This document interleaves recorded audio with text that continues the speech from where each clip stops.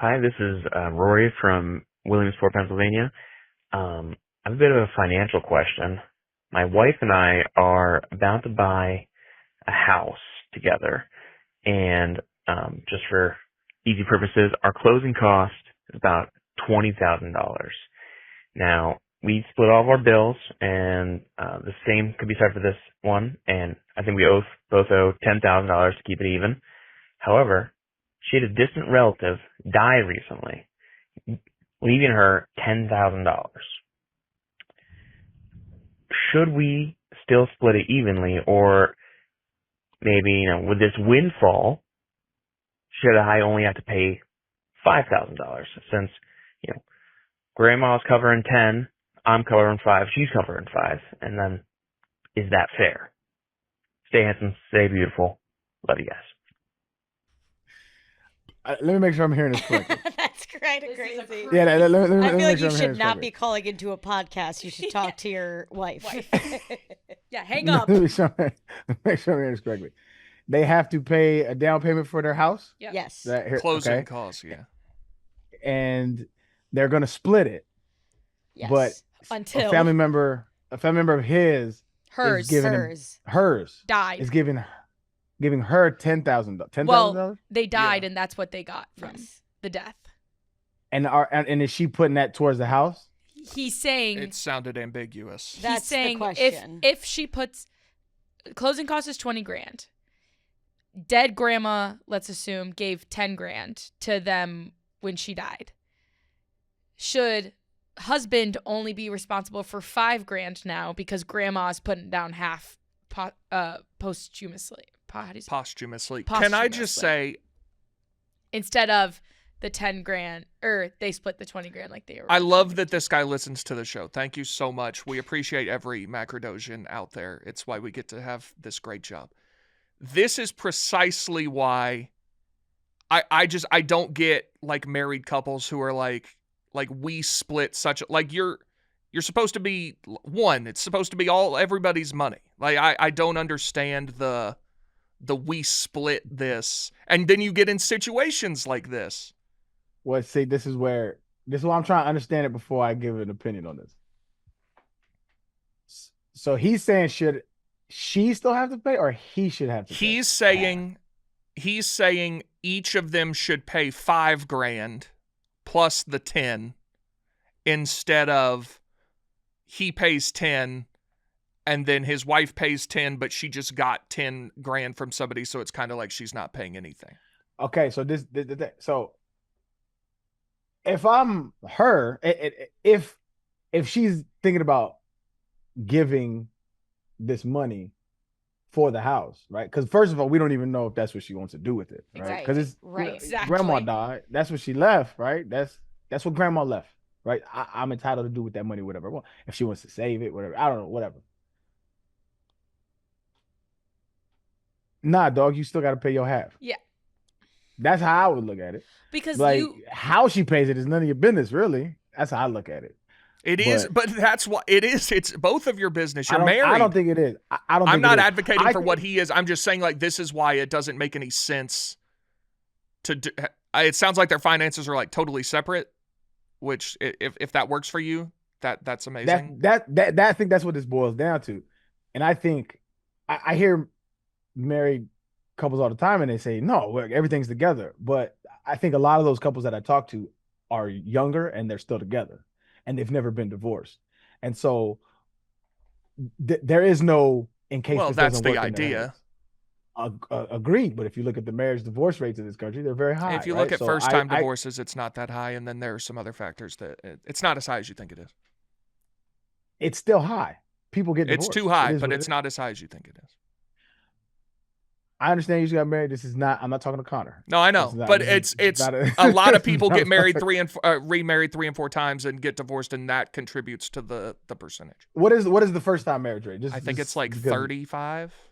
Perfect. Okay, the marriage divorce rate is 30%. That is if that was a baseball player, he's going to the Hall of Fame. You know what I'm saying? Sure. It happens, right? People get divorced. And I always advocate for split finances because I feel like it gives you autonomy and it gives you a certain sense of privacy that when you're in a marriage, that I think is still good for healthy uh relationships. I think you still have to have a you aside from a one, right? That's just my opinion on relationships in general. You can do that Um, without splitting your finances totally. Absolutely, which is I'm not against merging finances. I just think it's healthy to have split finances. I'm not saying it can't work or don't work. If it works for you, that's what's up. But what I'm saying is, from my experience, having separate finances, and of course, my experience is a little different. Like when you come into like large amounts of wealth, definitely have split finances. But I think if you guys, work regular jobs or whatever the case may be, that probably works better than in my scenario. So I think that the argument comes down to, are we splitting finances or not? Which it sounds like they are, which is, if that's the case, that's her money and she can spend it however she wants to spend it. You should just pay whatever you was going to pay. Grandma, hold on. Unless I heard this incorrectly, did grandma give it to them or her? He said it wasn't grandma, but he said a distant relative died and left it $10,000 for her, I think, not for them. See, this is where, and now it's causing a problem and resentment. It's a weird question to like. So hold on. So you let me should ask have you a already question, figured T. it out. Like, I don't know. In charge. Yeah. So we married, me and you, Big T, legally, Okay. right? That's sweet. Me and you married. Congrats. I have a distant relative that dies. We have joint finances. We split it together. Mm-hmm. My distant relative dies and leaves me $10,000. Now you got $10,000. It's no. That's the thing. It's a marriage. There's no me and you. It's we. But also, if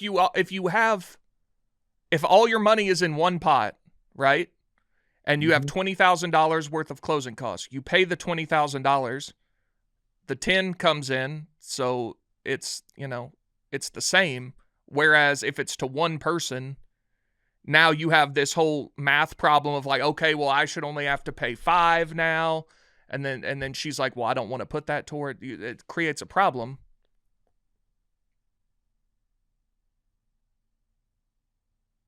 Yeah. I guess I just can't relate to that. I can't relate to having to. This is why I believe split finance is okay, even if it's you guys have like you make a modest living. Because I can't relate to, as being an adult, like having to have a conversation about any expenditures that I have. It's just something that I don't know I'd be necessarily comfortable with going to my wife and be like, yo, I got a trip that I want to plan. And then now we have to sit down and figure it out together, rather than I've set it this aside. You know what I'm saying? That's why you don't have a wife. Yeah. Well, I don't think it's about having a wife. I think it's about having split finances. But you can still like. I think the way I would do it is you have most of your money goes into one joint account, and then you each have a separate account where you have some money and you do whatever you want. So what's the point of having so you do have split accounts still? I still have my own bank account, yeah. So most of my money doesn't go in it, but but you do have a separate. Yeah, so what's the point of having a joint one then? So that you know where most of your money is, you know that all your bills come out of that and everything, and you know like what you've got. I can't imagine being married and like my wife Venmoing me for something. Yeah. Like I can't fathom that. Yeah, well, that'd be weird. But I think that's what some people do when they don't have joint bank accounts. Like, how do you? But you just like trade off. Like it's like with your friends. Like, oh, you paid for that. I think it's far easier to just have one account where for most of your sure. money is. That you. This is like an actual question. I mean, I've never been married. It's interesting. I've never been married. If you are a couple that has completely separate finances in a marriage, what do you do when it is like we're putting the down payment on a house? I think it's this situation. Well, I think it's normally you split it, but you don't like randomly have a $10,000. But again, if he's saying like Sure. they have completely separate accounts, then no, she doesn't have to put the 10. She 'Cause can it's put not- the 10,000 towards whatever. Yeah, she wants. yeah. Legally, I think I legally it's not agree. your 10 grand. I think Yeah. y'all have made the decision that everything's separate, so everything's separate. That's what I'm So, saying. yeah, That's what that I'm saying. 10 Like, grand isn't touching you. right? Her grandma Yeah. or whoever, her great aunt gave her 10 grand. You get nothing. If that's how you want to play the Good. game. And it's clearly, if he's questioning it, it's clearly like, And now it's caused an issue, yeah. and he's But mad. I think there will always be that financial, and I don't even think it's an issue. Like maybe he's just like, let me see what somebody else thinks. Maybe he's just, getting in a Yeah, second maybe opinion they've on it. already- I think because finances have to be discussed in a marriage. I Yeah. understand that, right? And I think this is just one of those. It's a conversation to be had. There are no rules written, right? Everybody does everything differently. So I think he's just kind of testing the waters. Like, well, what would be fair? What would be right? Also, I mean, eventually, like the 10 grand is going to be spent. You might benefit from that. She might want to do so. Like eventually down the road, Yeah, the 10 grand will be you'll have that money regardless. because she might not want to pay it for the closing costs, but she might pay it to get a couch and And then what if a he new doesn't want bed the and couch? whatever. Well, then that's not my. Then he'll call again. And That's ask what I'm about the saying, couch. like, I don't it know if they're a causes great all match. these issues. I don't know if they're a great match. I just the marriage thing and this is stressing me out because it is like Yeah. I think though, if you're on the same page, it's fine. But like clearly, he's not on the same page. Like that's what it seems like. Like I think if you have separate accounts and you both have an understanding of things, yeah. like you're married, like that's your person. Like you understand Yeah. what we're doing here. Yeah, I actually think it takes all the stress out of it. What? Having To joined. me, Having to me, it's the exact opposite. combined. It puts more. Here's our stress on it. expenses I'm for on this Big- month. Here's I'm all on our Big money T's in this side, account. honestly. You're done with it. Yeah.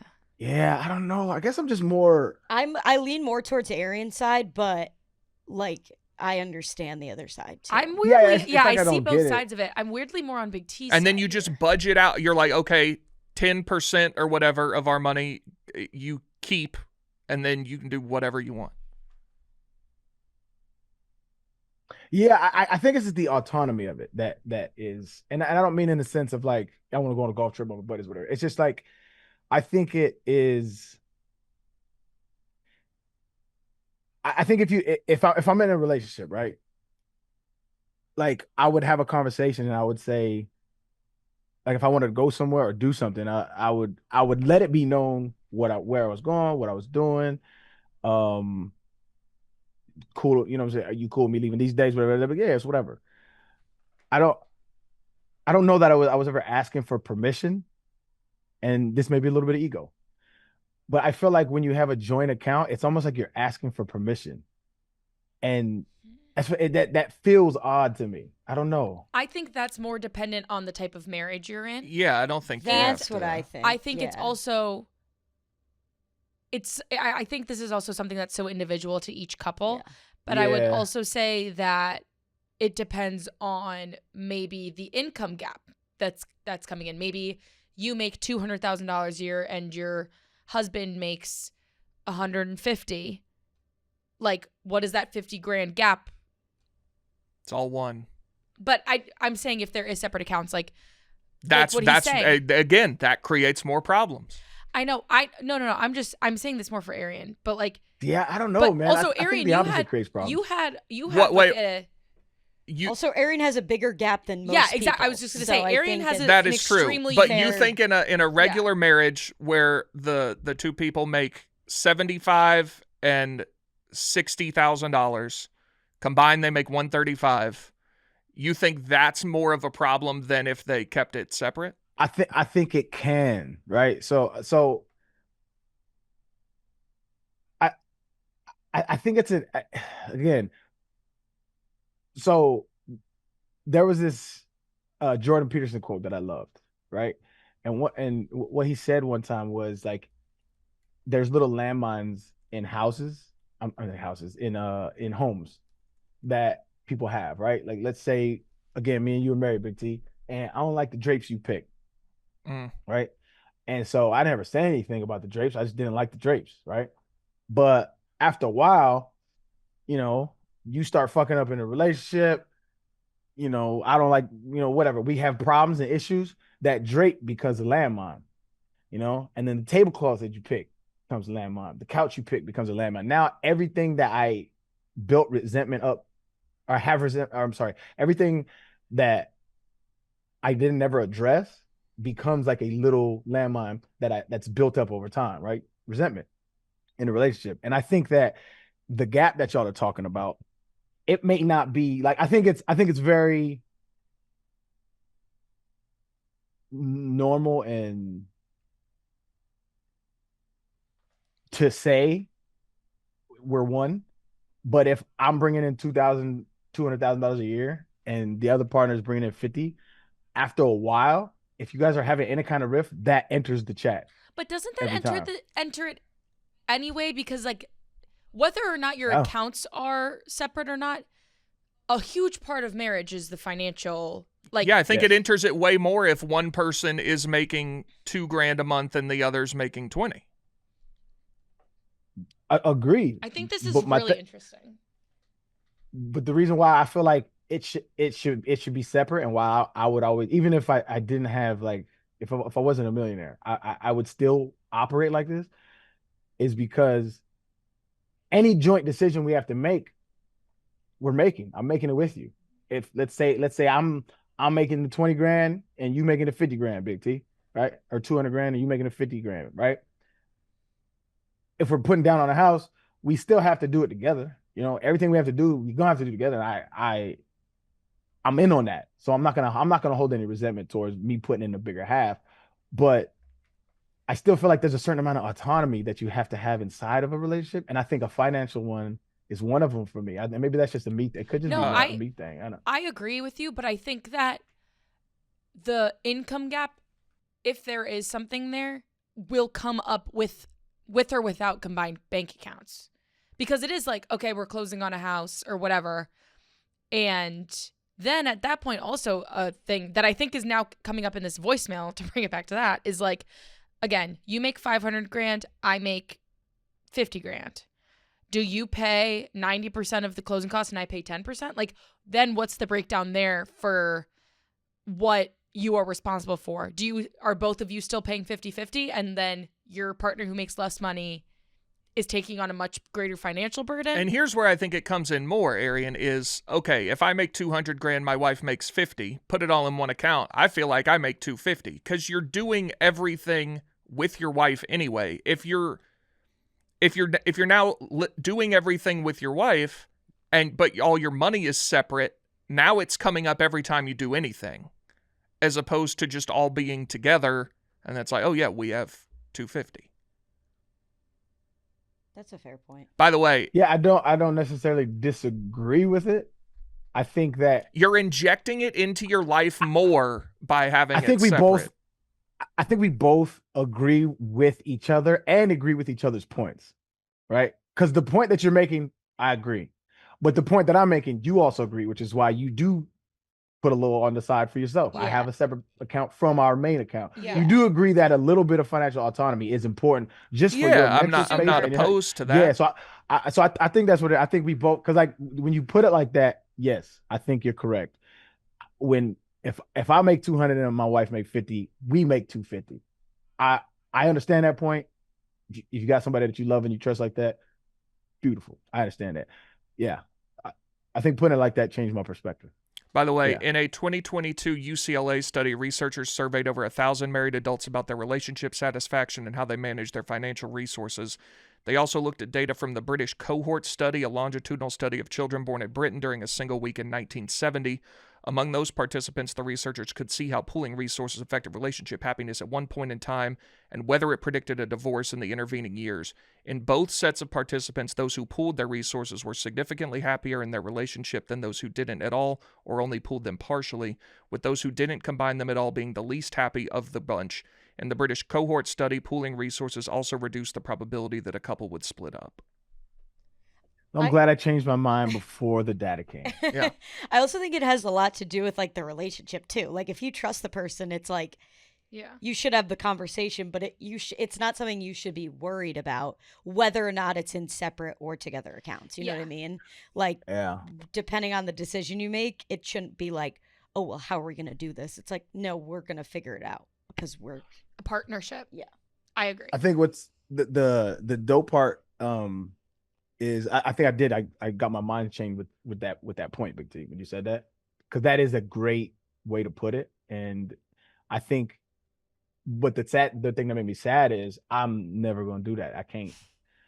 Because We if I know. meet somebody now, if I meet somebody, I have way But- too much to lose, and unfortunately, I've seen it happen in my life and other people's life, where people get with you for that reason, and they could pretend a very long time. So this is like I'm very jaded from the industry that is gold digging, Get a prenup. and so you can absolutely but I'm saying I can never have together accounts. I would always have to have a separate one.